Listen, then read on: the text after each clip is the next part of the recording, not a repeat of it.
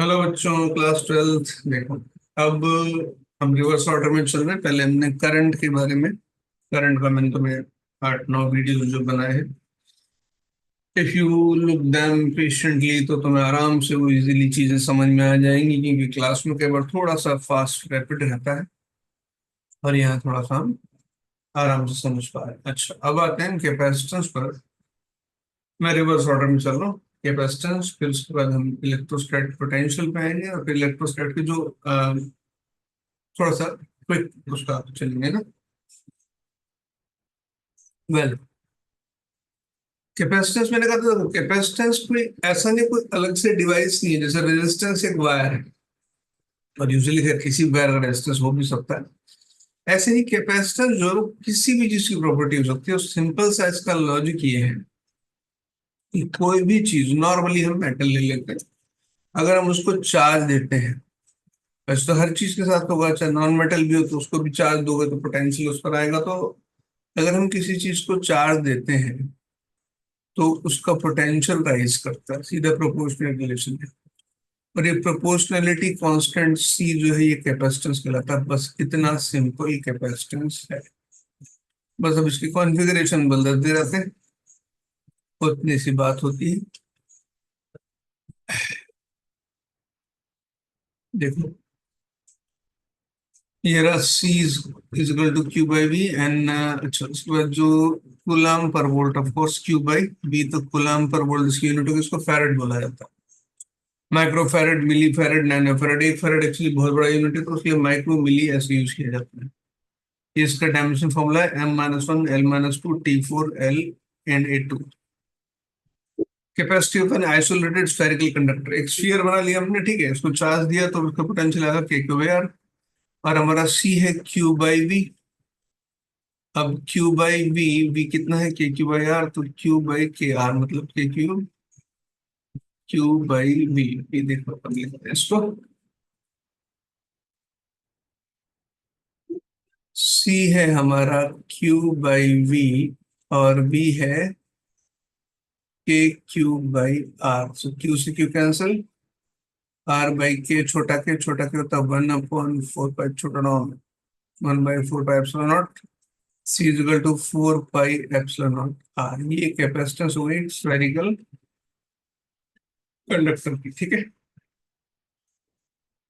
Radius R, with earth is assumed to be, earth के बारे में भी अगर हम ले लें, अर्थ की रेडियस मैंने कहा non conducting earth, usually non conducting earth is 6400 kilometre. Its theoretical capacitance is this, but for all practical purpose capacitance of earth is taken infinity. देखो, ये देखो 711 microfarad. Of course it is to be large. और मैंने जैसे बताया था कि earthing अलग से एक बात मैंने की थी। For all practical purpose capacitance of earth is taken infinite, ठीक है। कितना चार्ज डालो, कितना निकालो, पोटेंशियल चेंज नहीं होगा। अर्थ की कहानी अलग है। Okay, energy of A charge capacitor. देखो, इस यहाँ पर इस टेक्स्ट में एक अच्छा तरीका दिया हुआ है एनर्जी निकालने का। वो क्या है कि हम जैसे जैसे चार्ज देते जाएंगे, पोटेंशियल उसके प्रोपोर्शनेट जाता है।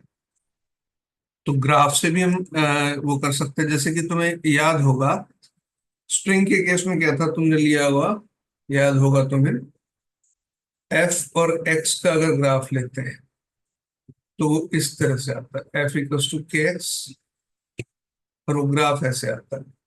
तो एनर्जी हम कैसे निकालते हैं, इस ट्रायंगल का एरिया जो कि आता है हाफ के एक्स स्क्वायर। सेम बात हम यहाँ पे करते हैं, पोटेंशियल दे रहे हैं तो यहाँ से चार्ज प्रोपोर्शनेट बढ़ रहा है। तो कैसे जा रहा है, स्ट्रेट लाइन। अब कहीं तक भी निकालना है, मान लो इस वोल्टेज V नॉट तक निकालना है, या इस चार्ज Q नॉट तक। अब मुझे इसका एरिया चाहिए, तो 1/2 बेस Q नॉट और हाइट V नॉट, ये इसका एनर्जी है। तो Q naught is equal to C V naught कर सकते हैं। तो 1/2 C V naught into V naught, तो ये हो गया half of C V naught square. एक तरीका ये हो गया। दूसरा, हम यहाँ पर वी नॉट की वैल्यू रख देते हैं। वी नॉट की वैल्यू आएगी Q naught by C, Q naught by C, तो Q not square by 2C। ये दो फॉर्मूलाज थे, half of C B square या half of Q square by 2C, ठीक है। मतलब Q square by two C, not half of Q square by C, Q square by two C. ठीक है, अब ये तो बड़ा शानदार इसमें मेथड है ग्राफिकल। ठीक है, कॉम्बिनेशन ऑफ ड्रॉप, शायद तुमने क्लास 11th में ऐसा किया होगा जो सरफेस टेंशन के क्वेश्चन में, कि हम क्या करते हैं, स्फेरिकल कैपेसिटर है ना, तो इसकी कैपेसिटेंस फर्स्ट ऑफ ऑल, और बाकी सब चीजें डेफिनेटली, अगर कैपेसिटेंस जो आ रही है वो आ रही है 4 पाई एप्सिलॉन नॉट आर, यानी आर के प्रोपोर्शनेट आ रही है। सी जो है वो है 4 पाई एप्सिलॉन नॉट आर। अब वहां पर हमने एक क्वेश्चन किया था, ये एक्चुअली इसमें अच्छा इस टेक्स्ट में क्वेश्चन वाइज चीजों को एनालाइज किया हुआ है, कि हमारे पास अगर छोटी ड्रॉप्स है जिनकी सबकी रेडियस आर है, ऐसी करके टोटल एन ड्रॉप्स, इनको मिला के एक सिंगल ड्रॉप बनाते हैं जिसकी रेडियस कैपिटल आर है, तो दोनों का जो वॉल्यूम है वो सेम होगा। जैसे कि अगर एक ड्रॉप का वॉल्यूम है 4/3 pi R cube multiplied to N is equal to 4/3 pi capital R cube. एक सिंगल ड्रॉप का मिला के हो जाएगा, ये इससे कैंसिल, ये इससे कैंसिल, तो N small R cube is equal to capital R cube, तो कैपिटल आर हो जाएगा एन रेस्ट पर 1/3 स्मॉल आर। तो अगर तो एक छोटी ड्रॉप की capacitance 4 pi epsilon naught R है, तो बड़ी की capacitance C dash suppose 4 pi epsilon naught capital R. अब इसमें क्वेश्चन कई बार ये पूछ लिया जाता है दोनों का रेशियो या वैल्यूज, तो सीधा हम यहाँ पर इसका रेशियो ले लेते हैं, capital R upon 4 pi small epsilon naught small R. तो अब जरा नेक्स्ट इधर आते हैं, तो सी डैश अपॉन सी जो आएगा that will be R upon small R. तो C dash upon C, R upon small R, देखो यहां से निकालते हैं, R upon small R equals to N raised power 1/3। अब इसमें अक्सर जो क्वेश्चन होंगे, जैसे कि मान लो कि एन की नंबर ऑफ ड्रॉप्स जो है वो 3 की मल्टीपल, मतलब सॉरी क्यूब रूट निकल सके, यूजुअली ऐसे क्वेश्चन होगा।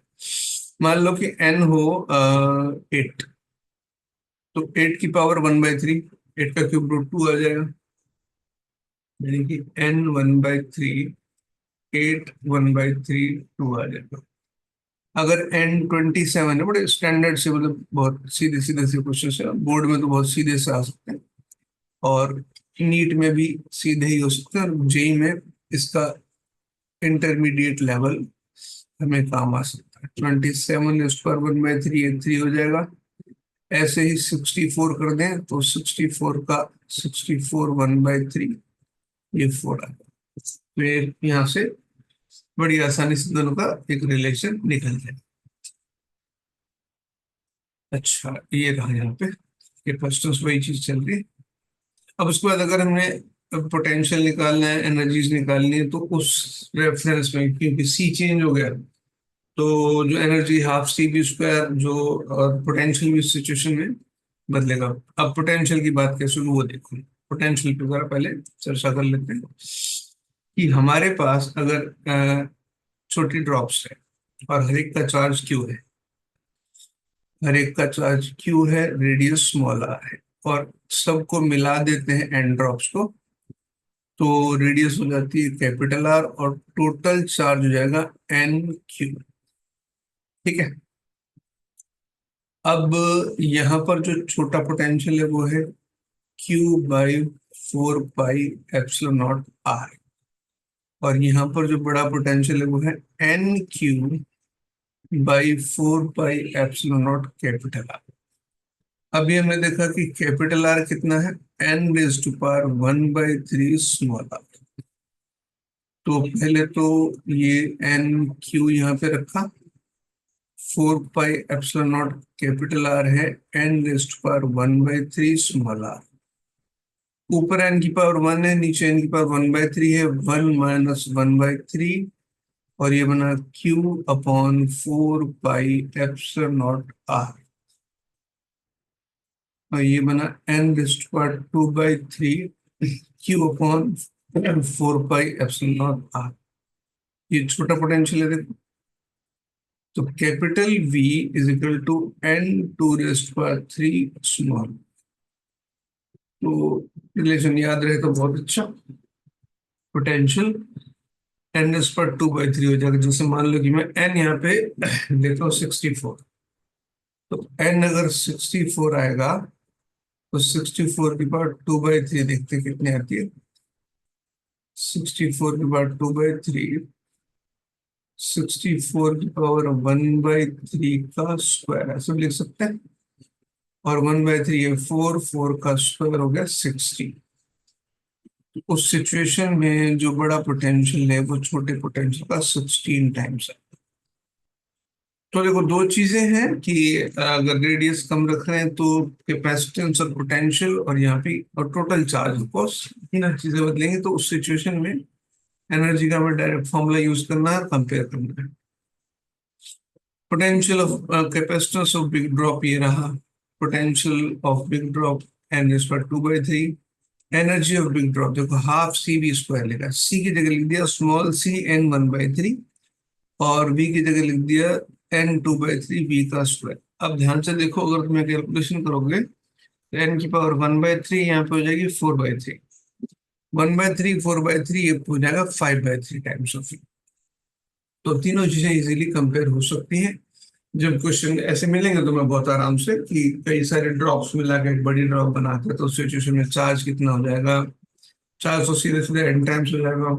कैपेसिटेंस कितनी हो जाएगी, कैपेसिटेंस एन इज पर 1/3 हो जाएगी, पोटेंशियल एन इज पर 2/3 हो जाएगा, तो energy U two capital N is पर 5/3 हो जाएगी। क्लियर है? अच्छा, इसमें एक सबसे इंपॉर्टेंट जो कैलकुलेशन है ये शेयरिंग ऑफ चार्जेस। अगर हम दो, ये स्फेरिकल कैपेसिटर पे सारी कहानी चल रही है, और इंटरेस्टिंग बात ये है कि यहाँ पर जो मैं बात कर रहा हूँ एक स्फीयर को लेकर के, जैसे कि मैंने स्टार्टिंग में क्लास में समझाया था, ये चीजें एप्लीकेबल आगे पैरेलल प्लेट पर, स्फेरिकल कैपेसिटर पर, सिलेंड्रिकल कैपेसिटर पर, सब पर इजीली इक्वली एप्लीकेबल है। अब इसको ऐसे समझते हैं, देखो कि हमने ये एक कैपेसिटेंस और ये दूसरा कैपेसिटेंस का चार्ज, एक इसकी वैल्यूज देखो Q1 C1 V1 U1, Q2 C2 V2 and U2।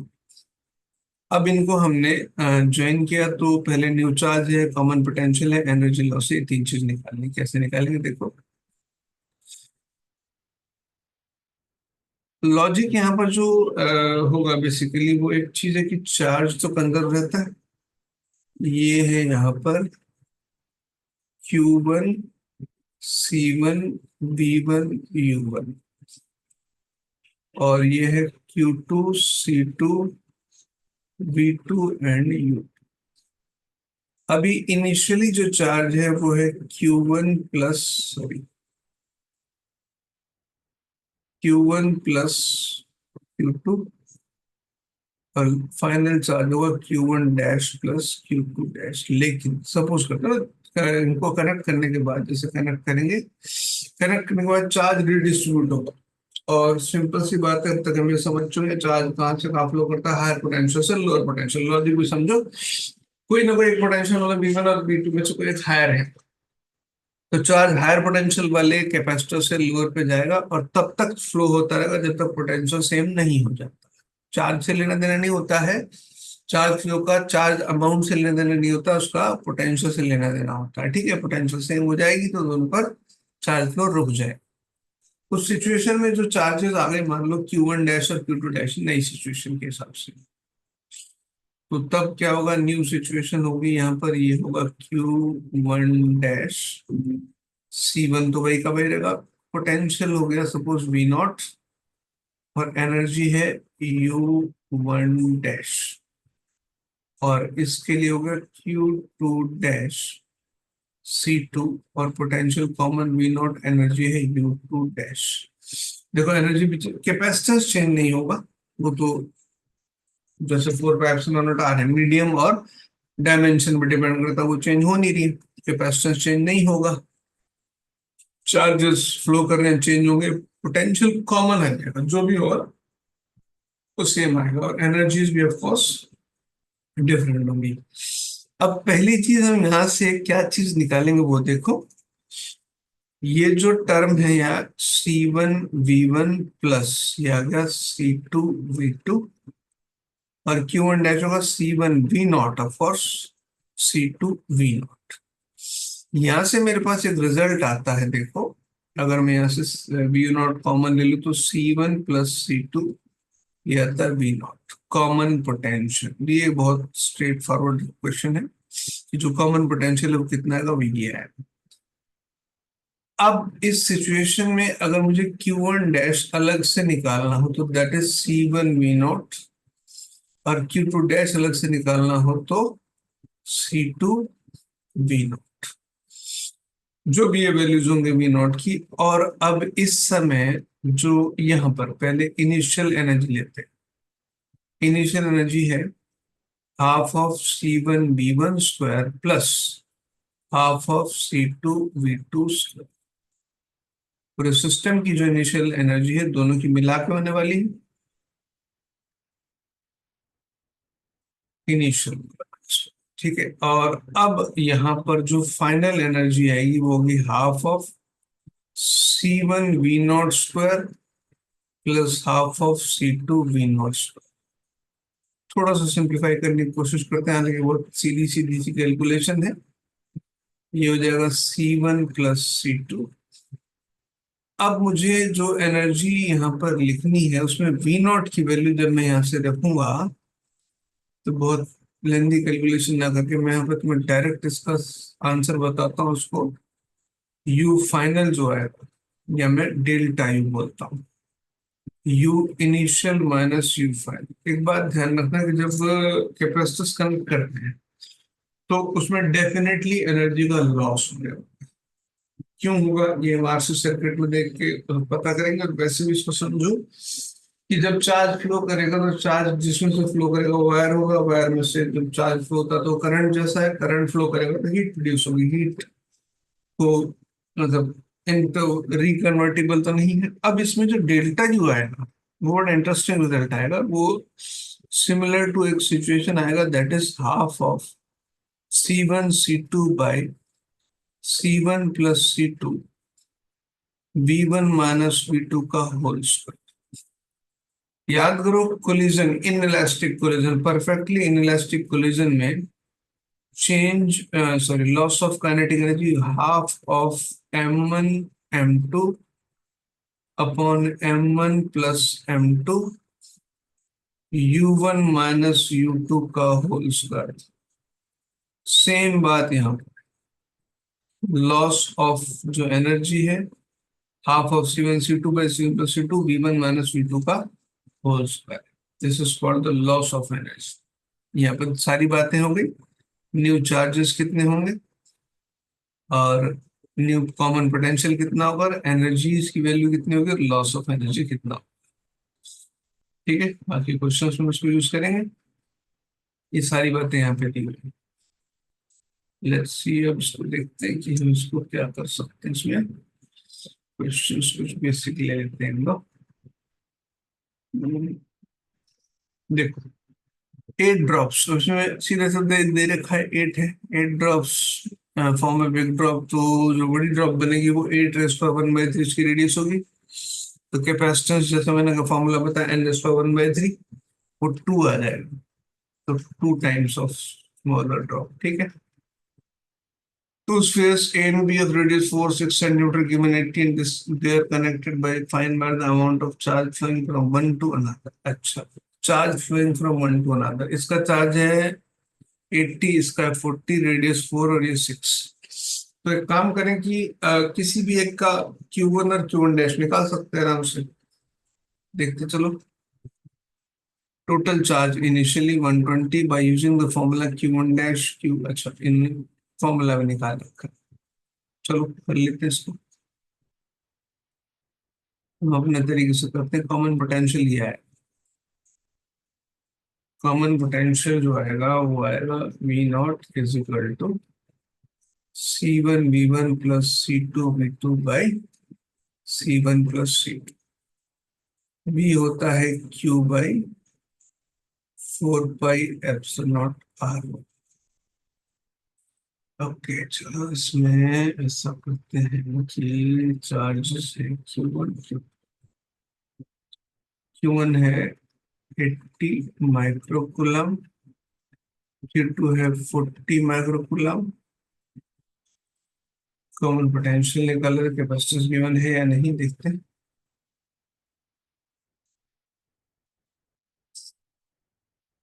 Radius 4 और 6 है, ठीक है। रेडियस 4 और 6 तो कैपेसिटेंस का इस तरह से निकाला हुआ है।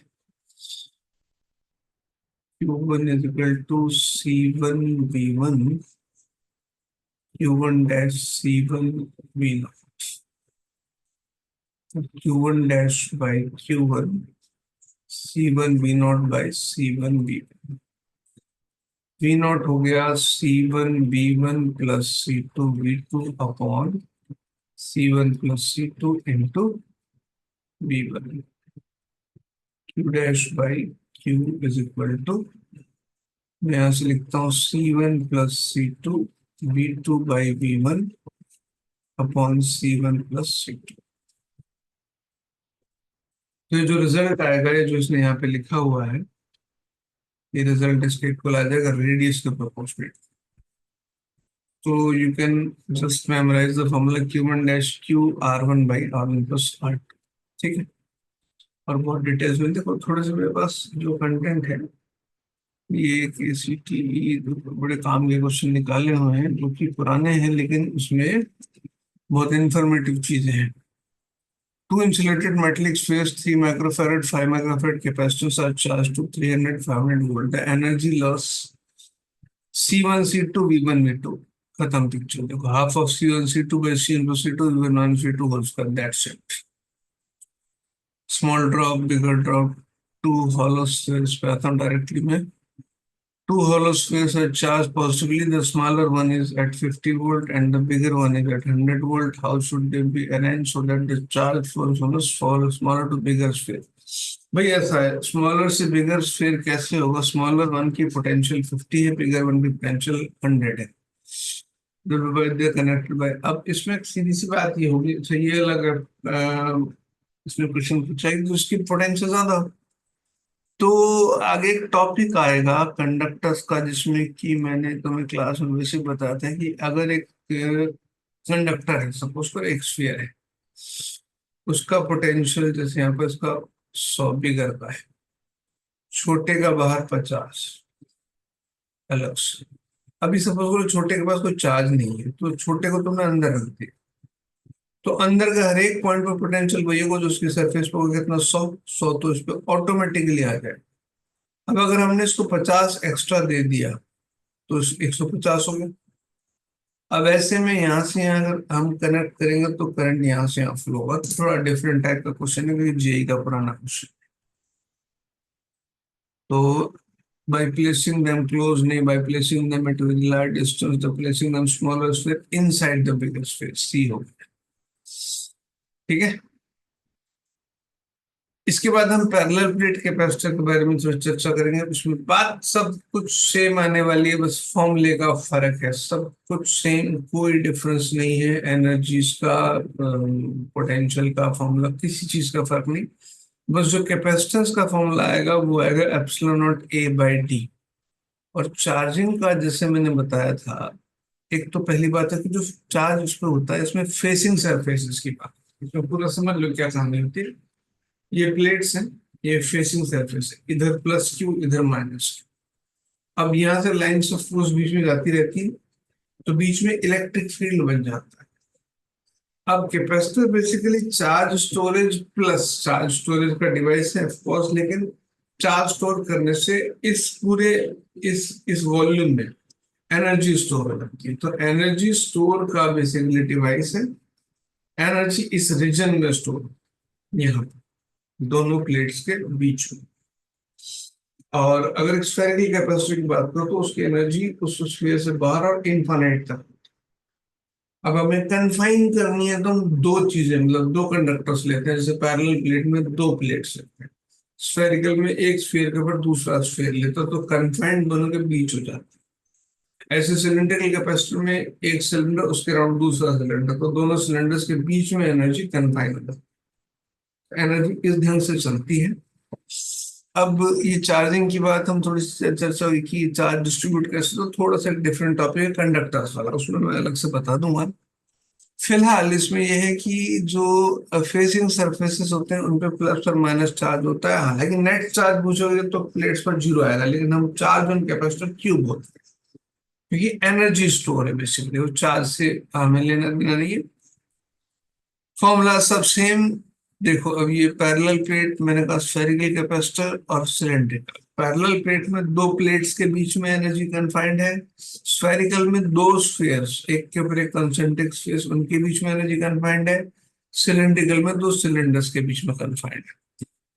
इसमें दूसरा सिरा जो है इसका, दूसरी प्लेट का, जैसे इसको अर्थ करते हैं, इसमें यहाँ स्फीयर को अर्थ करते हैं, इसमें यहाँ सिलेंडर को अर्थ करते हैं। और इनके कैपेसिटेंस के फॉर्मूलाज, इसका epsilon naught A by D, इसका 4 pi epsilon naught A B, small A B upon B minus A, और इसका 2 pi epsilon naught L log E base B by A. ये सीधे से फॉर्मूलाज होते हैं जो हमें याद रखना, कुछ करना नहीं है इसमें। ए टू बी